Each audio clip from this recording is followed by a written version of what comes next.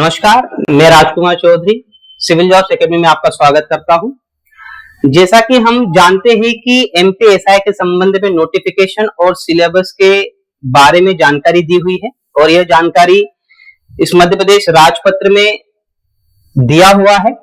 ठीक है, ये कब आया था, ये तिथि भी दी हुई है, 24 जनवरी 2025 को यह जारी किया गया था। अब किस प्रकार से है, कैसा है, ये सब कुछ चीजें जो है आज हम एनालिसिस करेंगे और किस प्रकार से हमें आगे बढ़ना है। सिलेबस जैसा दिया है और आपने किताबें ओपन की और वहां से आप पढ़ने लग गए, बिल्कुल ऐसा नहीं करना है।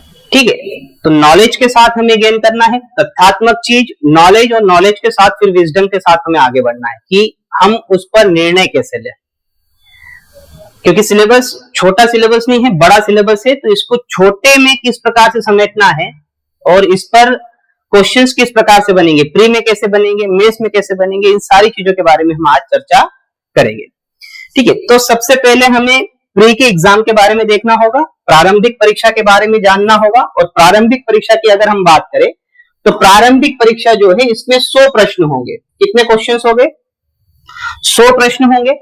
और इस 100 प्रश्न के लिए आपको जो ड्यूरेशन होगा, समयावधि जो रहेगी वह 2 घंटे रहेगी। कितने घंटे रहेगी? 2 घंटे में आपको 100 क्वेश्चन जो है वह करने होंगे। इसमें किसी भी प्रकार के निगेटिव मार्किंग नहीं होगी। ठीक है, आपको 100 की 100 प्रश्न सॉल्व करना है, चाहे आए या ना आए। तुक्का मारना है, तुक्का भी मार सकते हैं, लेकिन हम पूरी कोशिश करेंगे कि आपके ज्यादा से ज्यादा प्रश्न जो है वह सही हो जाए। प्रारंभिक परीक्षा के संबंध में आपको 10 टॉपिक्स दिए हुए हैं, लेकिन यह निर्धारित नहीं है कि किस टॉपिक से कितने प्रश्न आएंगे। हालांकि हम मानकर चल रहे हैं कि प्रत्येक टॉपिक से 10 क्वेश्चन आने की संभावना है, लेकिन ऐसा कहीं नहीं दिया है कि प्रत्येक टॉपिक से 10 प्रश्न आए हैं। जैसे पीएससी की अगर हम बात करें, एमपीपीएससी की बात करें, तो 10 यूनिट है प्रारंभिक परीक्षा में, तो हम मान के चलते हैं कि सभी यूनिट से लगभग है ना 8, 10, 11 ऐसे क्वेश्चन पूछे जा सकते। तो हम यहाँ पर ये बिल्कुल ना समझे कि इस पर 10 क्वेश्चन आएंगे ही आएंगे। ठीक है, आप 10 क्वेश्चन मानकर चल सकते हो कि भाई आ सकते हैं। ठीक, तो पहला जो है वो हिंदी भाषाई बोध, यानी कि आपको हिंदी भाषा का ज्ञान होना चाहिए। ठीक, दूसरा, अगर हम पुराने से कंपेयर करें तो लगभग 70 मार्क्स का एक पेपर होता था और 30 मार्क्स की इंग्लिश आती थी, तो एक प्रश्न पत्र हिंदी और इंग्लिश को लेकर हुआ करता था। इस बार प्रारंभिक परीक्षा में याद रखना है, हिंदी भाषा से संबंधित ज्ञान की अगर हम बात करें तो इसे हम याद रखना है। ठीक है, दूसरा अंग्रेजी भाषा बोध, यानी कि इंग्लिश के बारे में, कॉम्प्रिहेंशन के बारे में जो है, ठीक है, इंग्लिश रीडिंग कॉम्प्रिहेंशन के बारे में आपको जानकारी होनी चाहिए।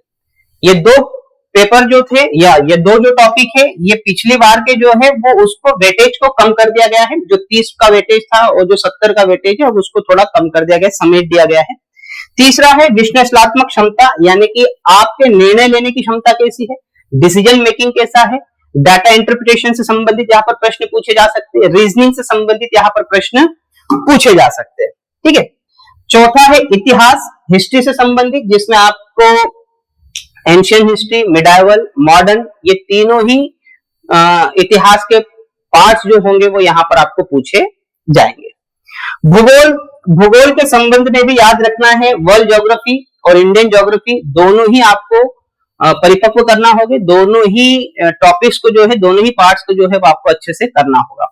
तो ये 5 हो गए। इसके बाद अगर हम बात करें विज्ञान साइंस बेसिक, यानी कि यह बेसिक साइंस है। ठीक है, तो बेसिक साइंस की अगर हम बात करें तो इसमें हम 3 विषयों को रखेंगे, बायोलॉजी, केमिस्ट्री और फिजिक्स, यानी कि भौतिक विज्ञान, रसायन विज्ञान और जीव विज्ञान की अगर हम बात करें तो ये इंपॉर्टेंट टॉपिक होगा, याद रखना है। आज अगर हम वर्तमान समय की बात करें तो सामान्य ज्ञान से संबंधित चीजों को हमें पढ़ना पड़ता है। क्यों पढ़ना पड़ता है, ये हम जब मेंस में जब मैं बात करूंगा तब आपको पता चल जाएगा कि ये बेसिक ज्ञान हमें क्यों चाहिए विज्ञान का। ठीक है, देखिए, ज्यादा आज अगर हम बात करें तो टेक्नोलॉजी का समय है, लेकिन टेक्नोलॉजी किस पर बेस्ड होती है? टेक्नोलॉजी बेस्ड होती है नियमों पर, और नियम हमें कहां पर मिलते हैं? जो हमारे फंडामेंटल साइंस होते हैं, जो हमारे परंपरागत विषय जो होते हैं विज्ञान के, उसे हमें पढ़ना पड़ता है। तो ये बहुत इंपॉर्टेंट टॉपिक हो जाता है, याद रखना है। नागरिक शास्त्र की अगर हम बात करें तो पॉलिटी की अगर हम बात करेंगे तो नागरिक क्या है, हमारे अधिकार क्या है, हमारा सामाजिक दायित्व क्या है, राजनीतिक दायित्व क्या है। ठीक है, हमारे लिए कौन कौन से अधिकार बने हैं, इन सारी चीजों की जानकारी आपको यहां पर लेना होगा, जिसमें आपको समाजशास्त्र से संबंधित चीजों को भी पढ़ना पड़ेगा, क्योंकि समाजशास्त्र का ही एक भाग है। तो समाजशास्त्र के बारे में आपको ज्ञान होना चाहिए, साथ में संविधान के बारे में आपको ज्ञान होना चाहिए। तो ये सारे के सारे टॉपिक्स आपके जो है वो 7 पार्ट्स में आएगा। ठीक है, 8 बुनियादी कंप्यूटर ज्ञान, आज का जमाना ही है, आईटी कंप्यूटर का जमाना है। बिना कंप्यूटर के आज है ना आपका जीवन जो है वो बिल्कुल धीमी गति से चलेगा। अगर आप दूर बैठे अगर मुझे देख रहे हो तो ये किसके माध्यम से देख रहे हो, आईटी कंप्यूटर के माध्यम से देख रहे हो, सूचना प्रौद्योगिकी के माध्यम से भी आप देख रहे हो। तो इसका बेसिक ज्ञान जो है यहाँ पर आपको रखना है। ठीक है, तर्क शक्ति रीजनिंग की बात हम करेंगे यहाँ पर। और 10वां है करंट अफेयर्स, ये तो करना ही करना है, ये हर एग्जाम में पूछे जाते हैं, तो यहाँ पर भी पूछा जाएगा। हम सामान्यतः 1 वर्ष की है ना, जैसे अगर नोटिफिकेशन आता है तो एक है ना परीक्षा तिथि का जब भी नोटिफिकेशन आएगा तो हम सामान्यतः 1 वर्ष का हम करंट अफेयर जो है वह मिनिमम करके रखेंगे करंट अफेयर्स। ठीक है, इसके लिए हम डेली क्लासेस लगाएंगे। और ये भी बता दें कि हम मेंस की क्लास से शुरुआत करेंगे, जिसके पीछे एक कारण है जो मैं आपको बताऊंगा, लेकिन ये भी ध्यान रखिएगा कि हम भले ही मेंस से शुरुआत कर रहे हो, किंतु प्रारंभिक परीक्षा से संबंधित ये सभी विषयों पर जो भी क्लासेस रहेगी वो हम आपको निःशुल्क उपलब्ध कराएंगे, बिल्कुल फ्री में रहेगी। आप हमारे ऐप पर जो जाओगे तो प्रीलिम से संबंधित वहां पर लेक्चर्स होंगे, और वो भी सारे सब्जेक्ट्स इन 10 यूनिट्स, ये जो भी आपको 10 यूनिट्स दी हुई है, इन यूनिट्स पर एक एक लेक्चर जो है वो आपको धीरे धीरे करना होगा। ठीक है, तो ये बिल्कुल निःशुल्क रहेगा, सभी के लिए निःशुल्क रहेगा। प्रारंभिक परीक्षा से संबंधित सारे विषयों पर जो भी तथ्यात्मक चीजें होगी, जो भी आपका नॉलेज संबंधी बातें होंगे, टॉपिक्स रिलेटेड सभी चीजें जो है वो आपको है ना निःशुल्क उपलब्ध कराई जाएगी। ठीक है, अब मेंस के एग्जाम पर आए, ये याद रखना है कि 100 मार्क्स का क्वेश्चन है, 100 क्वेश्चन रहेंगे और 2 घंटे का यह समय अवधि रहेगी, ड्यूरेशन 2 घंटे होंगे। किसी प्रकार की नेगेटिव मार्किंग यहाँ पर नहीं होगी। ठीक है, ऋणात्मक मार्क्स यहाँ पर नहीं होंगे प्रारंभिक परीक्षा में। किंतु अगर हम दूसरे में जाए, मुख्य परीक्षा में, जिन लोगों का प्रारंभिक परीक्षा में सिलेक्शन होकर मेंस के लिए अप्लाई करेंगे तो उनकी मेंस की एग्जाम होगी, मुख्य परीक्षा होगी। अब ये मुख्य परीक्षा में याद रखना है आपके 2 पेपर होंगे। क्या होंगे? 2 पेपर होंगे, और दोनों ही पेपर्स की याद रखना है जो समय अवधि रहेगी, जो ड्यूरेशन रहेगा, टाइम पीरियड रहेगा आपका, वो 2 घंटे रहेगा। दोनों ही क्वेश्चन पेपर को, मेंस की बात कर रहा हूं मैं, किसकी बात कर रहा हूं?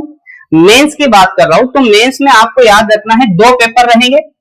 ठीक है, ये प्रश्न पत्र पहला है, समझिएगा बात को, 2 प्रश्न पत्र रहेंगे। ये प्रश्न पत्र क्या है? पहला है। और पहले प्रश्न पत्र में क्या कह रहा हूं मैं कि 2 घंटे का समय रहेगा, मार्क्स 300 रहेंगे।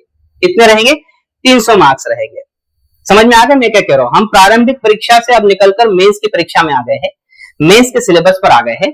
तो मेंस में 2 पेपर होंगे, जिसमें मैं अभी पहला प्रश्न पत्र जो है वो डिस्क्राइब कर रहा हूं। पहले प्रश्न पत्र की बात करें तो समय जो है 2 घंटे रहेगा, और इसमें अधिकतम अंक जो रहेंगे वो 300 रहेंगे, और इसके भी 2 भाग होंगे।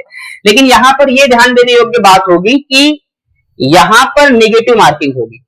तो इसलिए ये नहीं सोचना है कि हमारे पास 300 मार्क्स के क्वेश्चन है तो सारे के सारे करना है, बिल्कुल नहीं। इसमें आपका नुकसान हो सकता है, हालांकि कितना नेगेटिव होगा इसकी कोई जानकारी नहीं है, लेकिन ऋणात्मक मार्क होंगे, नेगेटिव मार्किंग यहां पर होगी। तो सोच समझकर यहां पर कार्य करना होगा। देखिए, हम मानकर चलते हैं अब तक की जितनी भी एग्जाम्स हुई है, प्रारंभिक परीक्षा में फैक्चुअल चीजें ज्यादा आती है, थोड़ी सी नॉलेज बेस होती है। क्या होती है?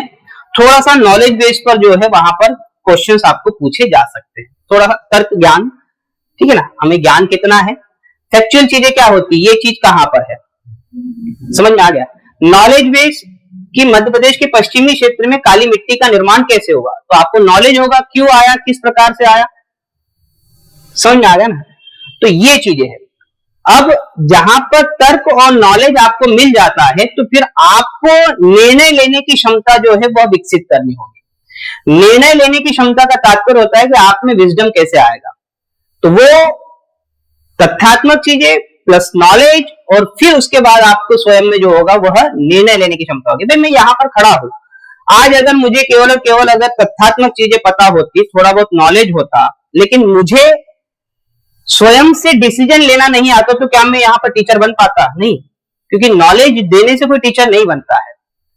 नॉलेज के साथ सामने वाले को निर्णय लेने की क्षमता का विकास भी करना होता है, तो वो वास्तविक तौर पे टीचर है। वही है ना, जो अगर मान लिया जाए कि ये सिलेबस आपको दिया हुआ है, ये सिलेबस के पूरा होने के बाद मान लिया जाए कि 1 वर्ष तक कोई एग्जाम नहीं आई, तो 1 वर्ष बाद जब आपकी एग्जाम आती तो कोई नया टॉपिक अगर ऐड होता है तो क्या आप उसे पढ़ नहीं पाओगे स्वयं होकर? क्या आप में उतनी क्षमता नहीं है? तो ये क्षमता का विकास करना होगा। तो प्रारंभिक परीक्षा याद रखना है फैक्ट प्लस नॉलेज के बेस पे होता है, जबकि अगर आप मुख्य परीक्षा की अगर यहां पर बात कर लोगे तो यहां पर आपको स्वयं के दिमाग का भी इस्तेमाल करना पड़ेगा, और वो दिमाग का इस्तेमाल सही तभी होगा जब आपके पास नॉलेज होगा, फैक्चुअल चीजें होगी। मैं ये नहीं कह रहा हूं कि फैक्ट्स महत्वपूर्ण नहीं है, फैक्ट्स महत्वपूर्ण है क्योंकि हम राज्य स्तर पर एग्जाम दे रहे हैं, ठीक है ना, यूपीएससी की एग्जाम नहीं दे रहे हैं, तो राज्य स्तर पर फैक्ट्स भी महत्वपूर्ण है, ठीक है, नॉलेज भी महत्वपूर्ण है, और फिर आपके निर्णय लेने की क्षमता को भी वहां पर देखना होगा। तो ये तीनों चीजें आपको ध्यान में रखना है, तभी हम आगे बढ़ पाएंगे। देखिए, ये बात भी मैं बता दूं कि यूपीएससी के मुख्य परीक्षा के सिलेबस को जस का तस उठाकर यहां पर रख दिया है। इससे यह पता चलता है कि मुख्य परीक्षा में जो प्रश्न आएंगे वो बिल्कुल बेसिक नहीं होंगे, बेसिक से लेकर एडवांस तक होंगे, ठीक है। तो बेसिक से लेकर एडवांस तक हमें पहुंचना है तो हमें छोटी छोटी चीजों का ज्ञान लेना अनिवार्य हो जाएगा, ठीक है। तो ठीक है, आगे की ओर बढ़ते हैं। हम प्रश्न पत्र पहले को देखते हैं और प्रश्न पत्र पहले के पार्ट ए को देखते हैं, जो 150 अंक का होगा, है ना, 150 मार्क्स का होगा, और बी पार्ट जो होगा वो भी 150 मार्क्स का होगा। तो टोटल दोनों मिलाकर 300 मार्क्स हो जाएंगे, आपको इसके लिए 2 घंटे मिलेंगे। इसी प्रकार से दूसरा प्रश्न पत्र होगा जिसमें भी आपको 2 घंटे मिलेंगे, और ये 300 मार्क्स का होगा, इसके भी 2 पार्ट है, पार्ट ए और पार्ट बी। तो 300 मार्क्स के 2 क्वेश्चन पेपर आपके होंगे यहाँ पर, इतना समझिए। अब पहला जो प्रश्न पत्र है उसमें जो पार्ट ए दिया है उसमें इतिहास और भारतीय समाज के बारे में हमें जानकारी लेनी है। किसके बारे में लेनी है?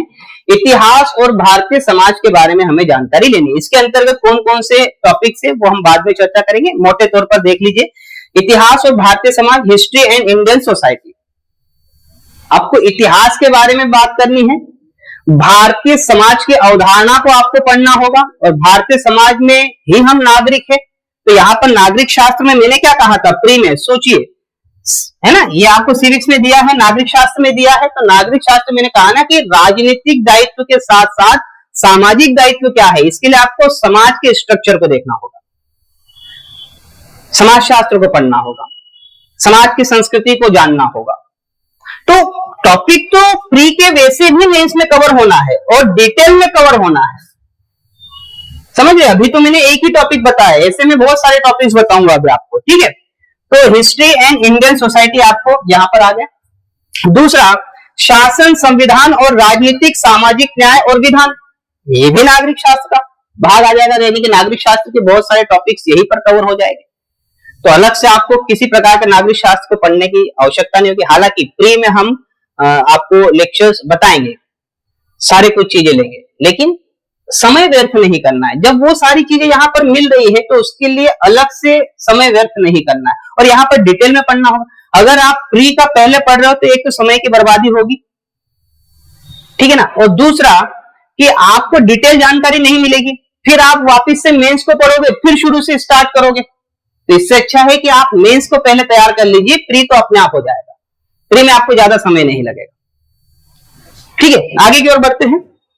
पार्ट बी की अगर हम बात करें, देखिए करंट अफेयर्स यहां पर भी आ गया, तो 2 बार पढ़ने की आवश्यकता क्या है, एक ही बार पढ़ लीजिए, ठीक है। प्रौद्योगिकी, आर्थिक विकास, पर्यावरण, आंतरिक सुरक्षा, ये सारी कुछ चीजें दी है। देखिए प्रौद्योगिकी दी है, टेक्नोलॉजी दी है, मैंने कहा ना टेक्नोलॉजी, आज का समय क्या है, वर्तमान समय टेक्नोलॉजी का है, प्रौद्योगिकी का है। और टेक्नोलॉजी की अगर हम बात करें तो इसके बेस में क्या छुपा हुआ है, फिजिक्स, केमिस्ट्री और बायोलॉजी। तो ये तो पढ़ना ही है, ये तो सामान्य अध्ययन होगा। क्योंकि अगर मैं आपको रोबोटिक्स के बारे में जानकारी दूंगा, अगर मैं आपको बायोटेक्नोलॉजी के बारे में जानकारी दूंगा, तो वहां पर मुझे आपको बायोलॉजी के कुछ टर्म्स को तो क्लियर करना ही होगा, बायोलॉजी की बेसिक चीजों को पढ़ाना होगा। मैं नैनो टेक्नोलॉजी पर जाऊंगा, मैं आईटी कंप्यूटर पे जाऊंगा, मैं एग्रीकल्चर प्रौद्योगिकी पे अगर मैं जाऊंगा, ठीक है ना, तो मुझे तो वहां पर केमिस्ट्री का पता होना चाहिए, फिजिक्स का ज्ञान होना चाहिए, नैनो टेक्नोलॉजी में होना चाहिए नहीं होना चाहिए। तो वहां पर तो मैं आपको फिजिक्स का ज्ञान दूंगा ही दूंगा, केमिस्ट्री का ज्ञान हम देंगे ही देंगे ना। तो ये बेसिक चीजें तो वहां पर भी होना है, ठीक है। जैसे अगर मैं जैव प्रौद्योगिकी की बात करूं, बायोलॉजी की बात करूं, तो मुझे कोशिका पढ़ाना होगा, मुझे डीएनए आरएनए पढ़ाना होगा, वहां पर मुझे वायरसेस के बारे में पता करवाना ही होगा, क्योंकि बायोटेक्नोलॉजी में वायरस का भी तो उपयोग है। ये सारी चीजें हमें पढ़ना ही होगा, ठीक है। चलिए आगे की ओर देखते। तर्क और संकों की संख्या, रीजनिंग एंड डाटा इंटरप्रिटेशन, ये हमें देखना होगा। तो रीजनिंग और डाटा इंटरप्रिटेशन आ गया, मतलब आपके ये वाले दो टॉपिक्स तो वैसे भी हो जाएगी प्री में। देखिए बुनियादी कंप्यूटर ज्ञान का भी नॉलेज, क्योंकि कंप्यूटर है, आईटी कंप्यूटर वाला टॉपिक आपको मेंस में है, तो ये वाला टॉपिक भी होगा आपका। रीजनिंग की बात हो ही गई है, विज्ञान की बात हो ही गई है ना, वही टॉपिक है आपके मेंस में। आपको ये दो टॉपिक अलग से पढ़ने होंगे, बाकी तो ये भी तो हो जाएगा, ठीक है। ये वाले दो टॉपिक और भूगोल के बारे में जानकारी, ये आपको 3 टॉपिक जो है वो प्री में अलग से करने होंगे। बाकी सारे जो टॉपिक्स है प्री के संबंध में वो मेंस से ही आपके कवर हो जाएंगे। इसलिए शुरुआत से ही डिटेल में पढ़ना चालू कर दीजिए, क्योंकि चूंकि अब तक कोई परीक्षा को लेकर तिथि आई नहीं है, तो यह स्वर्णिम समय है, गोल्डन चांस है आपके पास कि आप पहले से ही मुख्य परीक्षा की तैयारी करते रहिए। और पहले से ही अगर आप निगेटिव मार्किंग की तैयारी करते रहेंगे ना, तो परिपक्वता बढ़ेगी, डिसीजन लेने का जो ताकत होती है वो बढ़ती है उसमें। आया समझ में? तो आप छोटी छोटी चीजों को जानोगे। मेंस में क्या है, मेंस में आपको पूरी की पूरी किताब खोलकर पढ़नी है, एक एक चीज को पढ़ना है, ऐसा क्यों, किस लिए हुआ, क्यों आया, ये सारी चीजों की जानकारी आपको कहां पर मिलेगी, मेंस में मिलेगी। प्री में तो क्या है, प्री में फैक्चुअल चीजें पढ़ाएंगे, जो कोई भी पढ़ा रहा होगा प्री में वो तो फैक्चुअल चीजें पढ़ा रहे होंगे, और क्या है। तो आपको वहां नहीं जाना है, आपको न्यूक्लियस में जाना है, वहां पर सब काम होगा। डीएनए कहां होता है, हमारी कोशिका में, न्यूक्लियस में होता है, वहीं पर सारे संकेत है, वहीं पर सूचनाएं हैं, और उन्हीं सूचनाओं के आधार पर आप पूरी कोशिका को नियंत्रण करते हैं। वह डीएनए ही तो पूरी कोशिका को नियंत्रित कर रहा है ना, वही तो कार्य करवा रहा है, कोशिका से करवा रहा है। तो आपको वहीं पर जाना है, आपको सीधे सूचनाओं पर जाना है, डीएनए पे जाना है, और फिर सारे सब्जेक्ट पर जो है वह है ना, मतलब हाईजेक कर लेना है उस सब्जेक्ट को कि अब पूछ तो कहां से पूछना है, पूछो, क्योंकि आपको पूरी जानकारी रहेगी उस चीज की। तो हम है ना मेन से इसीलिए शुरुआत कर रहे हैं, ताकि आपको मैं बता पाऊं, है ना। कई लोगों के क्वेश्चंस होते हैं कि सर सीधा मेन से क्यों हो रहा है, तो मेन से यही कारण है, क्योंकि आपका प्री भी कवर हो रहा है और मेंस भी कवर हो रहा है। हालांकि हम प्री से संबंध में अलग से आपको लेक्चर्स प्रोवाइड करवा देंगे, ताकि आपको है ना पूरा पढ़ने के बाद एक सारांश के रूप में आपके सामने प्री के लेक्चर्स हो जाए, ठीक है। चलिए आगे की ओर बढ़ते हैं। अब डिटेल में अगर हम देखें तो प्रश्न पत्र के पार्ट ए को अगर हम देखें, पहला प्रश्न पत्र जिसका पार्ट ए है, और इसमें क्या क्या टॉपिक्स दिए हुए हैं इसके बारे में हम चर्चा कर लेते हैं। अभी तक अगर मैंने आपको बताया तो किस प्रकार से आपकी परीक्षा होना है ये आप सभी को पता है। इसके बाद फिर शारीरिक दक्षता होगी, फिजिकल आपका होगा, और उसके बाद फिर इंटरव्यू होगा 50 मार्क का, ठीक। चलिए आते हैं इतिहास और भारतीय समाज में आपको याद रखना है एंशियंट इतिहास, यानी कि हड़प्पा सभ्यता है, और सीधा मौर्य साम्राज्य है, ठीक है। यानी कि हड़प्पा सिविलाइजेशन आपको दिया हुआ है, तो हड़प्पा सिविलाइजेशन के बाद सीधा सीधा मौर्य एम्पायर आ गया है, ठीक है। मौर्य डायनेस्टी आ गया है, मौर्य एम्पायर आ गया है, गुप्ता एम्पायर आ गया है, गुप्त साम्राज्य आ गया है। तो इसका अर्थ ये नहीं है कि हमें वैदिक संस्कृति के बारे में जानकारी नहीं लेना है, ऋग्वैदिक काल की सभ्यता के बारे में जानकारी नहीं लेना है, हमें उत्तर वैदिक काल के बारे में जानकारी नहीं लेना है, या हमें 16 महाजनपदों का जिसे द्वितीय नगरी क्रांति कहते हैं उसके बारे में हमें जानकारी नहीं लेना है, क्योंकि मौर्य कैसे पढ़ेंगे, उसके पहले का भी तो कुछ आधार होना चाहिए, नहीं होना चाहिए। मगध के बारे में हम पढ़ेंगे ना, मगध क्या है, 16 महाजनपदों के एक हिस्सा, तो उसके बारे में 16 महाजनपद आए कहां से, तो उत्तर वैदिक काल के बारे में पढ़ना पड़ेगा। उत्तर वैदिक काल में क्या हुआ, तो ऋग्वैदिक काल में पढ़ना पड़ेगा, उससे पहले हड़प्पाकालीन सभ्यता को आपको पढ़ना होगा। तो ये सारी चीजें दिया नहीं है, लेकिन हमें फिर भी पढ़ना है। वर्धन काल आ जाएगा, आपको हर्षवर्धन का समय आ जाएगा, फिर 14वीं शताब्दी के बारे में आपको पढ़ना होगा, ठीक है। फिर मिडाइवल हिस्ट्री के बारे में आपको जानकारी लेना होगा, ठीक है। सूफी संतों के बारे में भी आपको यहाँ पर दिया है, भक्ति सूफी परंपराएं, विजयनगर साम्राज्य, मुगल एम्पायर आपको यहाँ पर दिया है, ईस्ट इंडिया कंपनी का भारत में आगमन, और वहां से लेकर फिर हमारे मॉडर्न इतिहास में अब तक की कहानी आपको देखना है। तो ये है। स्वतंत्रता के बाद देश के भीतर समेकन और पुनर्गठन, यानी कि स्वतंत्रता के बाद क्या हुआ, किस प्रकार से हमारे संविधान निर्माण की प्रक्रिया हुई। हालांकि वो हम संविधान वाले सर भी पढ़ाएंगे आपको, इतिहास वाले सर भी जो है, ठीक है, क्योंकि पुनर्गठन करने के बाद राज्यों की स्थिति को भी क्लियर करना होगा। तो ये सारी चीजें जो है यहाँ पर भी आपको पढ़ने के लिए मिलेगी, और जो सर हो गए हमारे वो भी आपको पॉलिटी में भी आपको पढ़ाएंगे, ठीक है। भारतीय समाज की मुख्य विशेषता, भारत की विविधता, ठीक है, इसको तो पढ़ना ही है और ये हमेशा डालना ही चाहिए। ये बहुत महत्वपूर्ण टॉपिक हमारे समाज के लिहाज से हो जाता है, एक व्यक्ति के तौर पर, एक नागरिक के तौर पर, इस देश के नागरिक के तौर पर बहुत महत्वपूर्ण टॉपिक है यह। भारत एवं मध्य प्रदेश की जनसांख्यिकी, डेमोग्राफी आपको पढ़नी होगी। और पीएससी में भी आपने देखा कि हर वर्ष जो है कहीं ना कहीं डेमोग्राफी को लेकर जो है वो प्रश्न पूछे ही जाते। इस बार भी 2 से 3 क्वेश्चन जो है इसी, ठीक है, जनसांख्यिकी पर ही क्वेश्चन पूछे गए थे। महिलाओं और महिला संगठन की भूमिका, जनसंख्या संबंध के मुद्दे, गरीबी, विकासात्मक मुद्दे, ये भारत में बहुत बड़े मुद्दे हैं। महिला के संबंध में, गरीबी के संबंध में, भूखमरी के संबंध में, तो ये भी एक इम्पोर्टेंट टॉपिक है जिस पर हमें विस्तृत से जानकारी लेनी होगी। और भारतीय समाज और फिर उसका इम्पैक्ट क्या है, ग्लोबलाइजेशन का इम्पैक्ट कैसे हमारी भारतीय संस्कृति पर हुआ है, भारतीय समाज पर हुआ है, इसके बारे में हम सारी, है ना, वैश्वीकरण जिसे आप कहते हो, इसके बारे में हमें सारी जानकारी लेनी है। तो ये क पार्ट है, पहला पार्ट है, ठीक है, कौन से, पेपर फर्स्ट का, जो आपको इतिहास और भारतीय समाज के में पूछे जा सकते हैं। तो 150 मार्क्स के क्वेश्चन इन्हीं टॉपिक्स में से कवर हो गए। उसके बाद दूसरा है ख पार्ट, जिसमें आपको टोटल 6 पार्ट दिए होंगे, 7 सॉरी, इसमें 7 यूनिट्स दिए हुए हैं ख पार्ट में।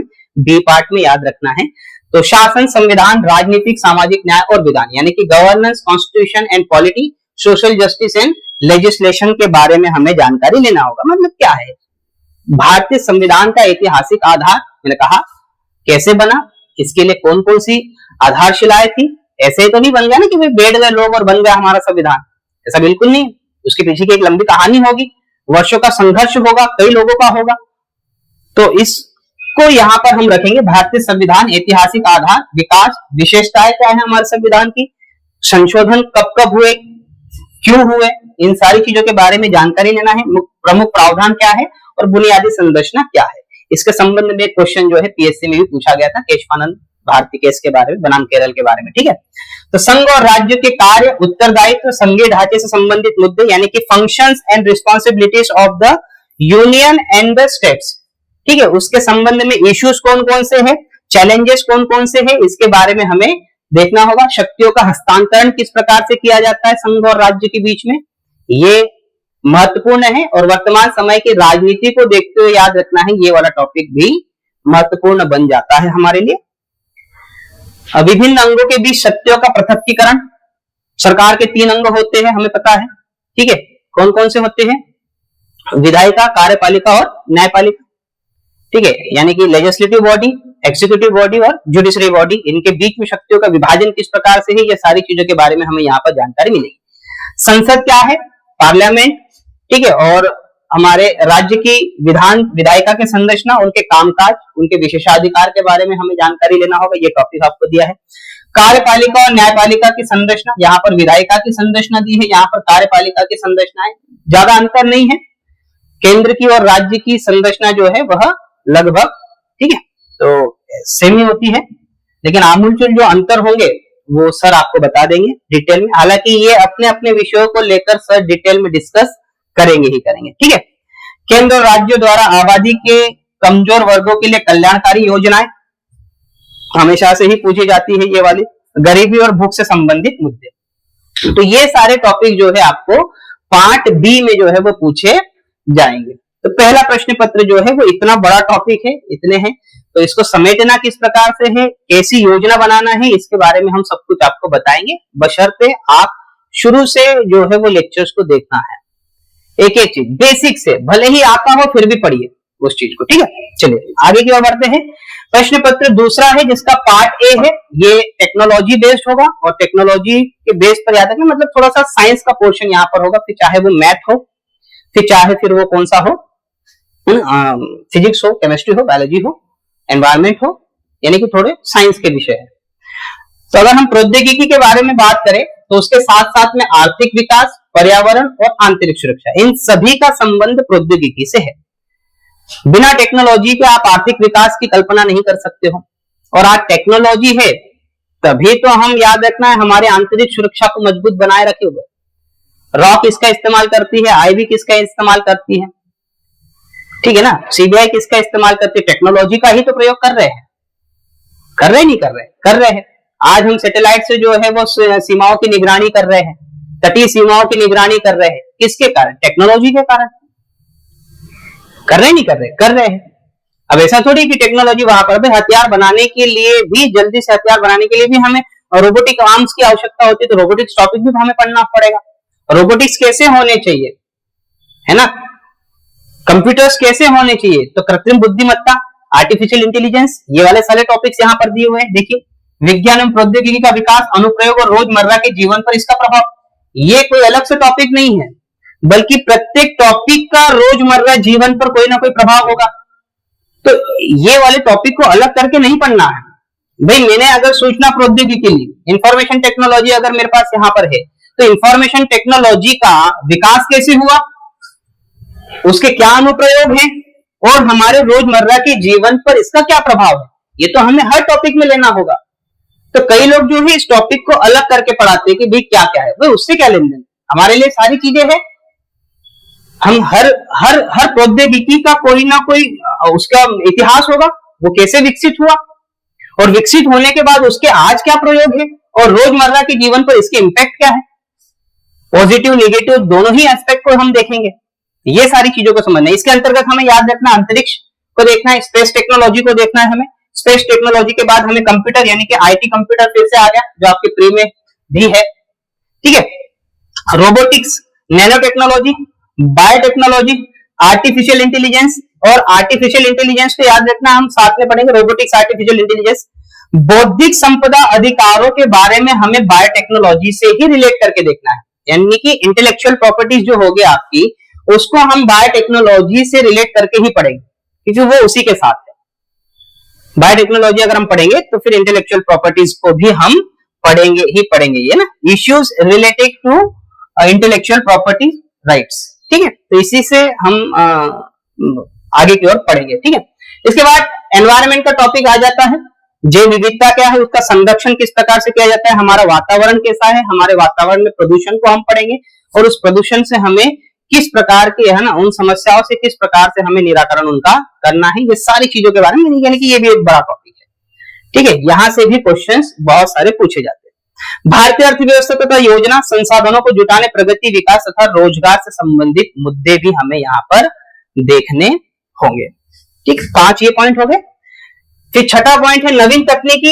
ये फिर से याद रखना है, संचार तकनीकी, यानी कि हमें इंफॉर्मेशन टेक्नोलॉजी के बारे में डबल यहाँ पर दे दिया गया है, क्योंकि हम सुदूर संवेदन तकनीक और अंतरिक्ष, जीआई, जीपीएस जो है वो हमें पढ़ना ही है। वहां पर क्या पढ़ना है, हमें वहां पर पढ़ना ही पढ़ना है, ठीक है ना।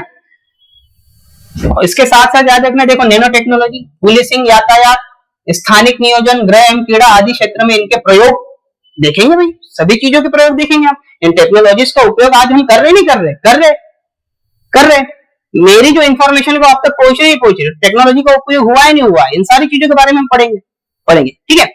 परंपरागत और गैर परंपरागत और नवीकरणीय ऊर्जा संसाधन, जो आज के समय में बहुत, है ना, ऊर्जा संकट से संबंधित टॉपिक है और बहुत इंपॉर्टेंट है, यहां से भी क्वेश्चंस पूछे जाते हैं। लोकतंत्र में पुलिस सेवाओं की भूमिका, अब ये क्यों पढ़ रहे हैं अब इसको बताने की आवश्यकता तो है नहीं, क्योंकि एग्जाम ही उसी की है, पुलिस सेवाओं की, है ना, एग्जाम है। तो लोकतंत्र में पुलिस सेवाओं की भूमिका के बारे में आपको पता होना चाहिए, पता होना चाहिए। नहीं तो पता चले कि आप केवल एमपीएसआई की, सब इंस्पेक्टर की एग्जाम दे रहे हो, या कांस्टेबल की एग्जाम दे रहे हो, तो यूपीएससी की एग्जाम दे रहे हो, पहले पता तो होना चाहिए कि भाई पुलिस सेवा होती क्या है, क्यों हम जा रहे हैं यहाँ पर, इनका दायित्व क्या है, ठीक है, इनके हायरार्की क्या है, इन सारी चीजों के बारे में यहाँ पर जानकारी मिलेगी। विकास और उग्रवाद के बीच संबंध, ये सब के सब चीजें जो है वो बाह्य एवं आंतरिक सुरक्षा के मुद्दे हैं। विकास और उग्रवाद के बीच संबंध को हम सब कुछ कहां पर पढ़ेंगे, आंतरिक सुरक्षा के मुद्दे। ये भी संगठित अपराध और आतंकवाद के बीच संबंध कहां पर पढ़ेंगे, हम आंतरिक सुरक्षा के मुद्दे में पढ़ेंगे। अलग अलग भले ही दे दिया गया हो, लेकिन है ये इसी के टॉपिक, ठीक है, संचार नेटवर्क के माध्यम से, किसके माध्यम से हम सुरक्षा करेंगे, यही टेक्नोलॉजी के बारे में है ना। आज आप साइबर क्राइम को देख रहे हो, तो जब हम टेक्नोलॉजी को पढ़ेंगे तभी तो हम क्राइम के बारे में बात करेंगे ना। क्राइम क्यों हुआ साइबर क्राइम, तो जब हम उस टेक्नोलॉजी, मैंने कहा ना एस्पेक्ट कोई भी हो सकते हैं, निगेटिव भी हो सकता है, पॉजिटिव भी हो सकता है, मुद्दे तो कोई भी हो सकते हैं ना, कंसर्न्स कुछ भी हो सकता है, सकारात्मक भी हो सकता है, नकारात्मक भी हो सकता है। भाई आज अगर हम जैव प्रौद्योगिकी की बात कर रहे हैं तो फिर क्या हम जैविक हथियार की बात नहीं करेंगे? करेंगे, बिल्कुल करेंगे। और जैविक हथियार परमाणु बम से खतरनाक है क्योंकि इसको फैलने में टाइम नहीं लगेगा। कोरोना वायरस इसके बहुत बड़ा एग्जाम्पल है, कुछ ही समय में पूरे विश्व को जो है वो स्टॉप करके रख दिया था, रखा था, देखा था। वायरस ही तो है ना, सजीव और निर्जीव के बीच की कड़ी है ना। तो आप सोचिए कोरोना वायरस ने पूरी विश्व की अगर अर्थव्यवस्था को जो है वो पटरी पर लाकर रख दिया था, तो जैविक हथियार भी तो बन सकते हैं ना, वो कितना घातक होगा। इसलिए भांगों में इस पर प्रतिबंध लगा दिया गया। इन सारी चीजों के बारे में टेक्नोलॉजी में पढ़ेंगे, ठीक है। तो ये ए पार्ट से संबंधित चीजें हैं, और बी पार्ट जो है वो लगभग आपको है ना, मैथमेटिक्स, जो बचपन में कभी जो लोग मैथ नहीं पढ़ते थे उनको बड़ा समस्या आती थी, लाभ हानि कैसे निकाले, गुणा भाग कैसे करे, तो ये सारी चीजें हैं। आधार संख्या और सांख्यिकी इसके बारे में है, बेसिक है ना, न्यूमरेसी एंड स्टैटिक्स के बारे में आपको जानकारी लेना है, प्रोबेबिलिटी के बारे में, प्रायिकता क्या होती है, ठीक है, परमुटेशन कॉम्बिनेशंस के बारे में यहाँ पर आप पढ़ोगे। आंकड़ों का प्रबंधन एंड व्याख्या यहाँ पर दिया है, ठीक है। डाटा इंटरप्रिटेशन यहाँ पर आपको बड़ा टॉपिक दिया है, ये बहुत जरूरी है, ये पीएससी जो मेंस देते हैं उनके लिए भी है यह। अनुपात समानुपात ये आपको दिया है, ठीक है, यहाँ पर रेशियो एंड प्रोपोर्शन, ठीक है। यूनिटरी मेथड यहाँ पर आपको दिया है। लाभ हानि, profit and loss, percentage, discount, simple and compound interest के बारे में है। क्षेत्र मिति, क्षेत्रफल, परिमाप, आयतन, यानी कि ये थोड़ा सा एडवांस मैथ हो जाता है। मेंसुरेशन, एरिया, ठीक है। पैरामीटर, वॉल्यूम, ये आपको जानकारी देना है। तर्क शक्ति, ये लॉजिकल रीजनिंग्स हो गया है ना। ये लॉजिकल रीजनिंग भी ठीक है लो लेवल की नहीं पूछी जाएगी, थोड़ी सी लेवल जो है वह हायर होता है। लॉजिकल रीजनिंग आपको सामान्य तो बैंक्स वगैरह की जो एग्जाम्स होती है वहां पर पूछी जाती है, तो यहाँ पर भी आपको डाल दिया है। तो सिलेबस जो है वो आपको काफी ज्यादा बड़ा है। मैथ को और रीजनिंग को लेकर याद रखना है, प्री के संबंध में यही से टॉपिक कवर हो गया। तो आपको समझ में आया होगा कि हम मेंस से क्यों स्टार्ट कर रहे हैं, ताकि मेंस के साथ साथ आपका प्री भी कवर हो जाए। अगर आप पहले प्री से स्टार्ट करते हो तो याद रखना मेंस बड़ा दूर चला जाएगा, क्योंकि बहुत लंबा समय आप अगर प्री में खर्च कर दोगे तो मेंस के लिए आपको बहुत कम समय बचेगा। और मेंस के लिए अगर आपको कम समय है तो इतने कम समय में मेंस नहीं होगा। ये 5 से 6 महीने वाला चलने वाला सिलेबस है, क्योंकि यूपीएससी से पूरा की पूरा मिलता जुलता है, और डाला ही इसलिए गया होगा ताकि वो डिटेल में क्वेश्चन आपसे पूछ सके। ये आपको उप निरीक्षक नहीं बना रहे हैं, ये आपको आईपीएस बना रहे हैं। समझ में आ रहा है? यानी कि आईपीएस जब निर्णय लेता है तो वह निर्णय निचले स्तर पर ही हो जाने चाहिए। यही तो बात है कि आपकी नॉलेज की परीक्षा पहले हो रही है, बुद्धिमत्ता की परीक्षा पहले हो रही है, फिर शारीरिक दक्षता की बात आ रही है। जैसा है ना आईपीएस एग्जाम में होता है, पुलिस सेवा में होता है, भारतीय पुलिस सेवा में होता है।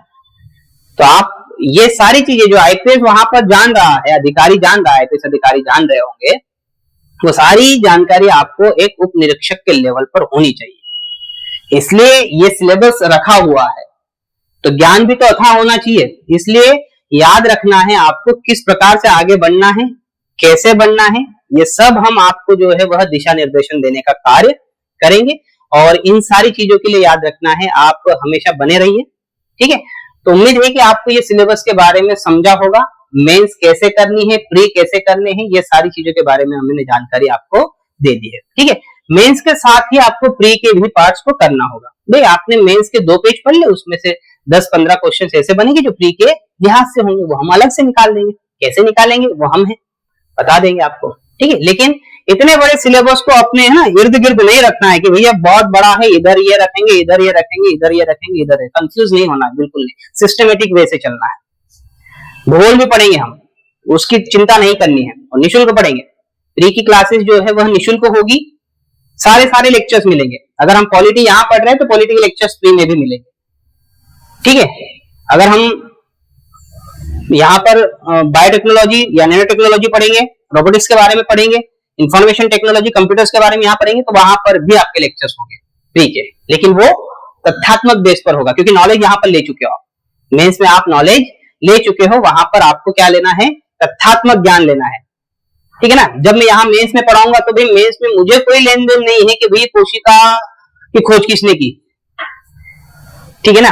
मैं हालांकि लूंगा, मैं ऐसा नहीं कि नहीं लूंगा, ये क्वेश्चंस प्री में होंगे कि कोशिका की खोज किसने की, रॉबर्ट हुक ने की, कब की, देखेंगे। कोशिका का कार्य प्रणाली क्या है, सिद्धांत क्या है, कोशिका सिद्धांत क्या है, ये हमें पढ़ना है, आया समझ में। तो ये हम मेंस में पढ़ेंगे और फिर प्री में जो है ओवरव्यू करके हम तथ्यात्मक चीजों को रख देंगे, ठीक है। ठीक है, तो हम विदा लेते हैं अभी और उम्मीद है कि आपको ये सिलेबस समझा होगा, अच्छी तरीके से समझा होगा। हम सीधा इसके बाद लेक्चर में मिलेंगे। मैं याद रखना है आपको पेपर 3 के बारे में जानकारी दूंगा। अगर हम मेंस की बात कर रहे हैं तो मेंस में जो मेरा टॉपिक होगा ये प्रौद्योगिकी, आर्थिक विकास, पर्यावरण और आंतरिक सुरक्षा, ये सारे कुछ टॉपिक जो है मैं आपको पढ़ाऊंगा। इसमें से हो सकता है कि कुछ टॉपिक जो है वह पॉलिटी के सर लेंगे, ठीक है ना, अखिलेश द्विवेदी सर जो है वह लेंगे। और इसके बाद ये वाले टॉपिक्स के बाद अगर मैं प्री की बात करूं तो प्री में भी याद रखना है बेसिक साइंस, ये वाले टॉपिक जो होंगे वो मेरे होंगे। छठा 6 वाला जो होगा साइंस वाला टॉपिक मेरा होगा। और इसके साथ ही याद रखना है इसके साथ भूगोल का जो टॉपिक होगा ये मेरा होगा। ज्योग्राफी जो है वह मैं पढ़ाऊंगा और साथ में एनवायरमेंट का इसी के अंतर्गत आ जाएगा। एनवायरमेंट के साथ आपदा और आपदा प्रबंधन, ठीक है, डिजास्टर एंड डिजास्टर मैनेजमेंट, ये मेरे टॉपिक से ये मैं पढ़ाऊंगा, ठीक है। चलिए, धन्यवाद।